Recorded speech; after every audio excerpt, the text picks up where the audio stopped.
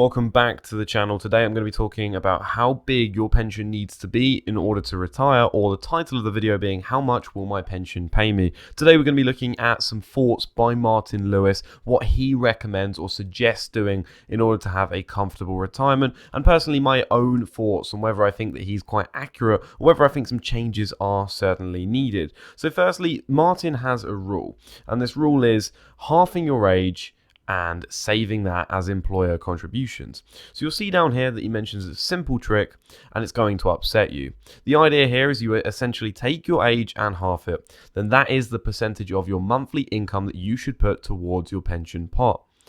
He explained, if you start your pension at 22 years old, you will want to put in 11% of your earnings, including employer contributions, for the rest of your life to get a good retirement. So if you start at the age of 30, it needs to be 15% overall pension contributions. If you start at 40, it needs to be 20%. Now he says that nobody gets close to that, but the big thing about this equation is that it shows you the earlier you start, the better the long-term potential returns are. Now this is a very interesting point here, and I think it's something that we all need to keep in mind. How much money do we truly need in order to retire? What can we comfortably live on in order to achieve that goal? Is there an easy figure that we can go, okay, we need £1 million and that's how much we need to retire? And what about inflation? Inflation at the moment is currently 10.5%. That's a high number, and on average it's been a high number too. So how do we mitigate this? What can we do as investors to avoid it? So firstly, what kind of pension fund investment should we really be looking at?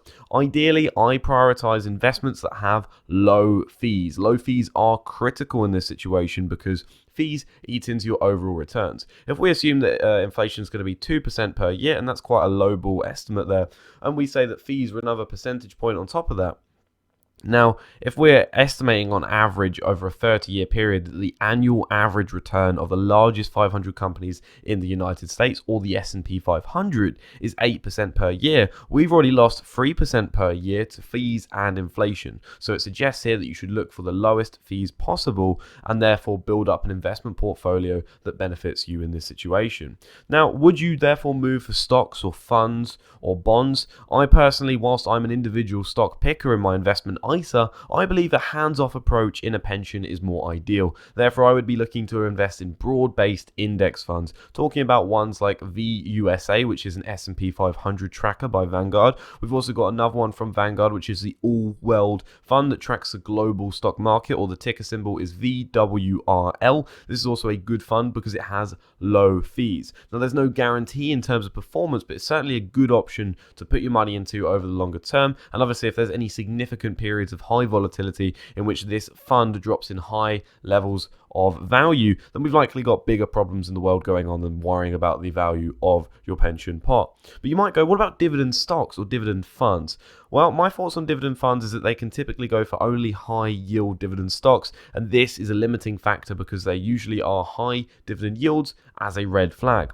That said, if I'm nearing retirement, dividend stocks are certainly attractive, and finding a good dividend payer that has a track record of 10 plus years of growing their dividend, as well as paying it consistently during the most recent recessions. Ones to check is 2020, 2007 and 8, and also the dot-com burst roughly at the start of the 2000s. There would be some very easy ones to check to see if the dividend was maintained or even grown in that period, and it certainly would look attractive. So how much do we need to comfortably retire?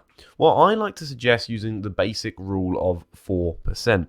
Now, this rule of 4% suggests that you can take away 4% of your overall investments, and overall that pot itself should remain at a similar value over time in terms of, let's say, inflation linked. So basically your investment pot can grow at a faster rate than the money you take from it. Therefore, you have a perpetual source of income indefinitely.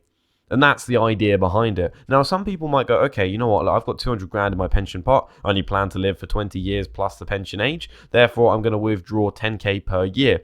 And they might go, okay, that's a good income. But I'm looking at sustainable long-term returns here. And especially in this day and age, you can't really guarantee when you're going to die. Well, especially not. But you can't guarantee how long you might be alive for, especially as lifespans are certainly increasing. So it is one to be mindful of. So using this basic rule of 4%, remember how I said the average annual return was 8% over a 30-year period, per year obviously, and then we've got inflation, let's say 2%, fees of let's say 1% being a highball again. We've hopefully got that 1% on top there that kind of says, okay, we've got a little bit of growth on that investment part. So when we're looking at the basic rule of 4%, the maths is extremely simple. 4% of £1 million grants you £40,000 per year. Again, with £500,000 in your investment pot, this will give you an income of 20k per year. Now, if we drop this down and say if you only have £100,000 in your pension pot, that would give you rough income at a 4% rule, selling off obviously 4% of your overall holdings per year of £4,000 a year.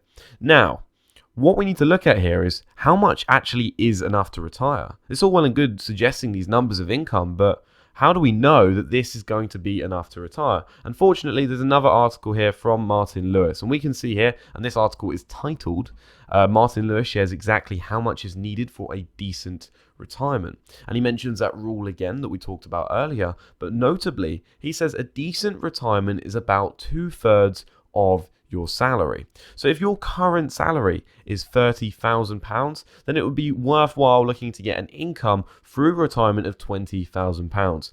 Therefore, having a £500,000 investment pot would likely be adequate in retirement and let's say a comfortable level to retire. Although for some people this isn't enough, and I think really in our strategies we should not only rely on a pension. I think a pension plan should be more or less a backup plan. That's there in the background. You're maxing out your employer contributions and your employee contributions, and that's ticking up over time because effectively it's free money because it's taking your pension contributions pre-tax. So before you're taxed, it takes that money and reduces your overall tax liability, meaning you get a little bit of extra cash in your paycheck plus the contributions into your pension. Now, this is a great thing. And what I'm saying here is that by over the long term, having that in the background, doing its own thing, but also saving and investing extra money, you can then go, okay, look, I've put this much in my ISA every single year. This ISA pot is now worth £800,000. So that is a huge number. I understand that. Let's say you've got that amount in your ISA. Oh, but hey, hang on. You've forgotten about your pension pot here. And now at the age of 55, when you've been drawing down your ISA, oh, wait, my pension pot's got 400 grand in here. In total, I've got 1.2 million, and that's more than enough to have a comfortable retirement, go on multiple holidays, and enjoy life the way you would like to. Now, I think really what I need to break down here is what my personal pension pot has. Now, I have two different pensions. I have a free trade SIP, which has an approximate value of about £3,250 in it, and I also have a workplace pension that's about £900 inside of it. Now, this is typically invested in those broad-based index funds, as I mentioned, although my free trade SIP, about half of that value is invested in a few UK dividend stocks, but I'm prioritizing investing that in an S&P 500 fund. Now, I currently contribute 9% of my salary into my pension, which according to Martin Lewis's rule is perhaps lowballing it so far. However, I believe over time, as I increase my salary, I will look to increase my employee contributions as well, and I will have a comfortable pot in retirement. And when you also look at the idea of state pension here, and I know that's been on the minds of a few people, I spoke about state pension earlier last week, so if you'd like to see that video, it's up here at the top right, talking about the age changes and what I would do going forward. State pension at the moment is about £185.15 per week, which could grant you an additional £9,628 per year. However, I would absolutely not rely on this, as this requires 30 years at least of national insurance contributions, and who knows, is state pension going to be around in that time period?